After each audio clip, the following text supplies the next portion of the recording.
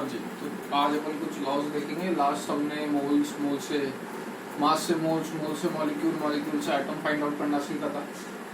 आज हम कुछ लॉज देखेंगे थ्योरेटिकल पॉइंट ऑफ व्यू से, स्कूल पॉइंट ऑफ व्यू से इम्पोर्टेंट है, ठीक है। कंपटीशन पॉइंट ऑफ व्यू से अगर आपको तैयारी कर रहे हैं तो उसका कोई सेंस नहीं। तो सबसे पहला जो लॉ आता है वो है Gay-Lussac's law.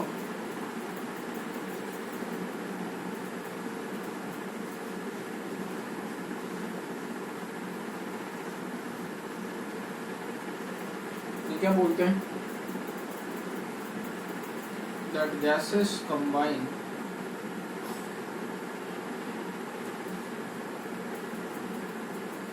Under simple ratio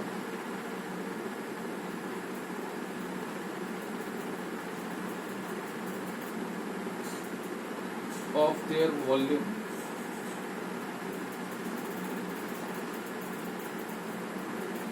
provided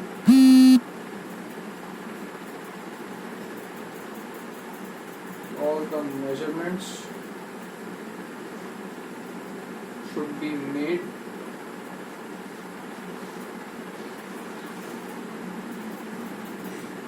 at constant pressure and temperature.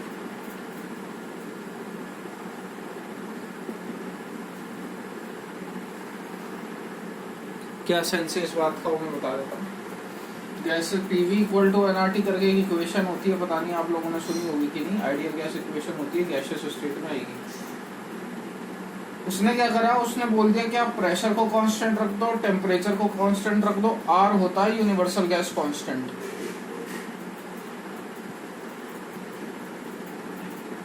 इसकी वैल्यू होती है पहले से ही फिक्स, 0.0821 भी होती है, 8.314 भी होती है, 2 भी होती है, डिपेंड कैलोरी में ले रहे हो, जूल में ले रहे हो, तो उस बेस पे आर की वैल्यू वेरी करती रहती है। तो मेरा कहने का सेंस बस इतना है, आर तो वैसे ही कांस्टेंट है, प्रेशर और टेम्परेचर आपने कांस्टेंट कर दिए, then volume will be directly proportional to number of moles. यही आपका गे-लुसैक्स लॉ कहता है, ठीक है। Gases combine under simple ratio of their volume provided all the measurements should be made at constant pressure and temperature। सीधे सीधे ये ध्यान रखना है, that volume is directly proportional to number of moles। और ये कब होगा, जब आप प्रेशर और टेम्परेचर कांस्टेंट कर दोगे। ये कांस्टेंट, ये कांस्टेंट, ये तो पहले से ही कांस्टेंट, देन भी डायरेक्टली प्रोपोर्शनल हो गया n के। एग्जांपल, जैसे मैं आपसे बोलूं कि भैया H2 plus Cl2 gives 2HCl, तो यहाँ पे 1 मोल H2 कंबाइन कर रहा है 1 मोल Cl2 के साथ, प्रोवाइडेड 2 मोल्स HCl। मोल्स के टर्म में बोलोगे तो क्या बोलोगे, 1 mole H2 combine with 1 mole Cl2 giving 2 mole HCl। Volume के टर्म में अपन क्या बोल देंगे, that 1 volume, since volume is directly proportional to number of moles, और ये सब कांस्टेंट प्रेशर और टेम्परेचर पे हो रहा है। Then 1 volume H2 combined with 1 volume Cl2 gives 2 volume HCl. That's it. ठीक है।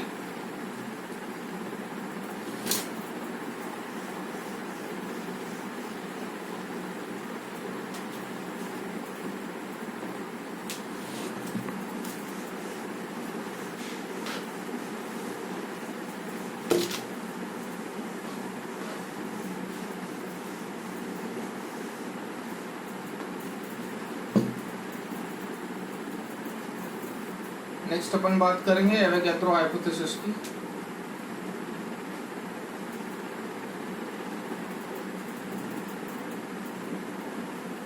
इसने भी वैसे ही बोला अप्रॉक्स, जैसे अभी आपने थोड़ी देर पहले गे-लुसैक्स पढ़ा। ये क्या बोलते हैं, that equal volume of all gases combine contain equal number of moles under similar condition of pressure and temperature।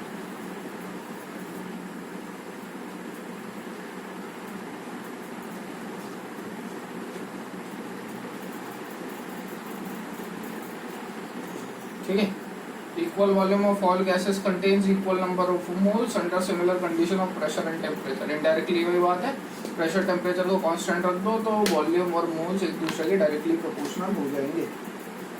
Volume directly proportional to number of moles. लेकिन डिफरेंस क्या था गे-लुसेक और एवोगैड्रो में कि उसने बोला था कि आप कांस्टेंट प्रेशर और टेम्परेचर रख दो, एवोगैड्रो ने वो कांस्टेंट टेम्परेचर और प्रेशर बता दिया कि भैया वो कांस्टेंट टेम्परेचर और प्रेशर कितना। तो दो टेम्परेचर और प्रेशर पढ़ते हुए एक होता है एसटीपी और एक होता है NTP. What is STP? It is standard temperature and pressure. और एक होता है एनटीपी। एनटीपी क्या होता है? Normal temperature and pressure. दोनों में डिफरेंस क्या है? जब आप एसटीपी की बात करोगे तो एसटीपी पे टेम्परेचर होता है 0 डिग्री सेल्सियस या 273 केल्विन, जबकि प्रेशर होता है 1 atm। वेयरएस जब अपन एनटीपी की बात करेंगे तो एनटीपी पे जो टेम्परेचर होता है वो होता है 298 केल्विन, प्रेशर सेम 180। ये होता है एनटीपी, ये होता है एसटीपी। ध्यान रखिएगा इस बात, ठीक है। तो ये जो आप कांस्टेंट प्रेशर और टेम्परेचर मेंटेन रख रहे थे, ये एवोगैड्रो ने बता दिया था कि भैया ये टेम्परेचर और प्रेशर मेंटेन रख रहे हो एसटीपी, ये टेम्परेचर और प्रेशर मेंटेन रख रहे हो एनटीपी। इस टेम्परेचर और प्रेशर पे जब आप मोल्स मेजर करना चाहोगे तो उसका एक अमाउंट फिक्स आएगा, वॉल्यूम ऑक्यूपाइड फिक्स आएगा। अब वो ऑब्जर्व क्या करा था इन्होंने, वो मैं बता देता हूँ।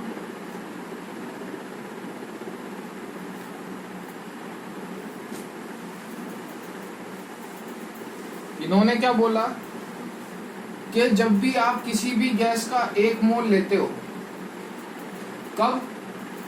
एसटीपी पे। 1 mole of any gas at STP, 1 mole of any gas at STP.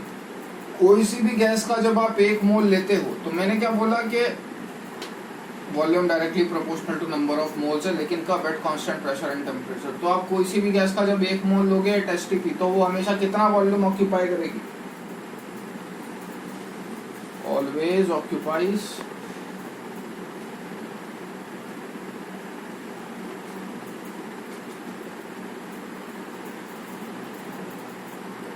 22.4 litre, ठीक है। तो जब भी आप किसी भी गैस का 1 मोल लोगे, वो 1 मोल ऑफ गैस एसटीपी पे कितना वॉल्यूम ऑक्यूपाई करती है? 22.4। ये ऑब्जर्व करा गया एवोगैड्रो हाइपोथेसिस से। तो यहाँ से एक फॉर्मूला क्या बन जाएगा अपना मोल का? अपन ने अभी तक सिर्फ एक ही फॉर्मूला देखा है, कौन सा? Weight by molar mass. अब क्या फॉर्मूला बन जाएगा? Mole equal to volume in litre at STP upon 22.4। ये फॉर्मूला ध्यान रखिएगा, ठीक है। ये सेकंड फॉर्मूला है मोल्स का। एक हम पढ़ चुके हैं, एक सेकंड फॉर्मूला ये हो गया। इसके बेस पे 2-3 न्यूमेरिकल देख लो।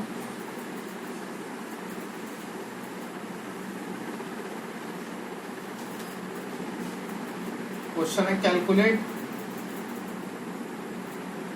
Volume of 80 gram of oxygen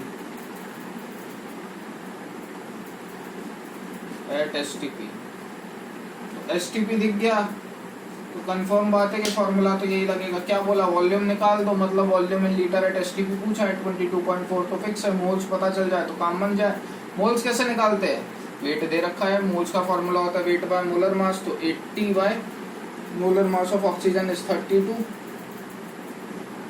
volume in litre at STP upon 22.4। इसको सॉल्व करोगे तो जाएगा ये 40, 16, 24, 5, 2।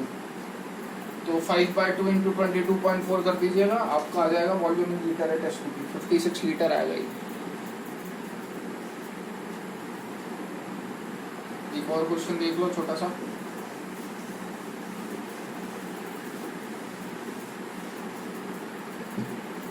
सेकेंड आपको बोल रखा है 2.2 मिलीग्राम ऑफ CO2।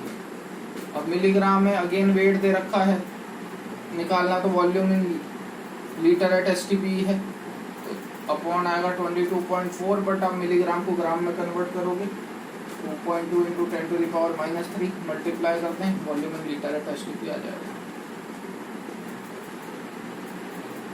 ठीक है,